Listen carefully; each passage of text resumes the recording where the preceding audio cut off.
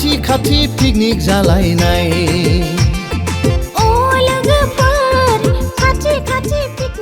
नोंथांमोननि गेजेराव फैगासिनो दं गोदान बोसोर बरायनाय मोनसे गोदान मिउजिक भिडिअ एलएस प्रडाक्शननि बेनाराव अ सनाफोर खाथि खाथि पिकनिक जालायनाय मेथाइनि मिउजिक भिडिअआ नोंथांमोननि गेजेराव फैगासिनो दं।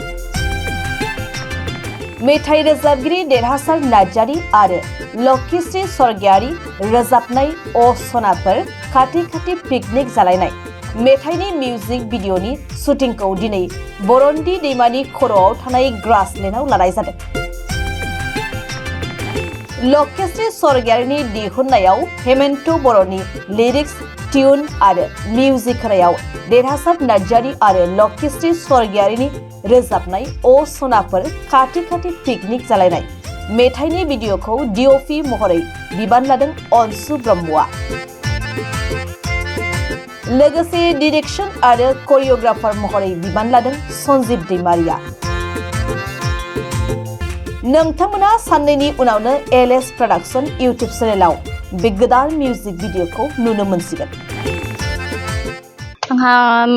थारमाने आङो मोनसे एलएस प्रडाक्शन फिसा प्रडाक्शन आरो एसेबां गिदिरबो जायाखै बेखौ आं सालायनाया थांनाय एप्रिलनि खै थारिखमोनथाय 17 निफ्राय स्टार्टिं खालामनानै दिनैसिमहालागै सालायबोगासिनो दङ। दिनैबो बे निउ इयारखौ बरायनायनि थाखाय मोनसे ओरैनो मिउजिक भिडिअ ओरैनो फिसा पार्टिजों लोगोसे बेखौनो खालामफैदों। मेथाइया जाहैबाय हेमन्त दा लिरनाय टिउनखौबो बेनो होदों। सिंगार हिसाबै दङबा जा देरहासार फंबाय दङ लोगोसे आंबो रोजाबदों बेनो दा बिनिनो एसे थारमाने माबाया सोलिगासिनो आरो दिनै बे मिउजिक भिडिअखौ नुगोन साननै सानथामसोनि गेजेरावनो नुनो मोनगोन आरो लानाया ग्रासलेन्डआव लाफैदों।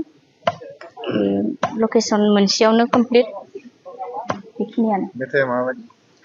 मेथाइया बोसोर गोदानखौ बरायनाय लोगोसे जों जेरै गोदान बोसोर फैलायबाय बा जोंनि बैसोआ मोनसे बारायलायबाय गोजाम बोसोरखौ जों आलो गोजोनैनो बिदाय होलांबाय गोदान बोसोरखौ जों बरायलायबाय बे नेक्स्ट इयाराव आरो बेनो आरो मोनसे जेनेबा बोसोरसे बारायलांलायबाय आरो जोंनि जेनेबा आविया दिनै मिउजिक भिडिअ शुटिं सोलिगासिनो बिनिनो शुटिं सोलिगासिनो दङ। बेसेबांसो आगबारायदो?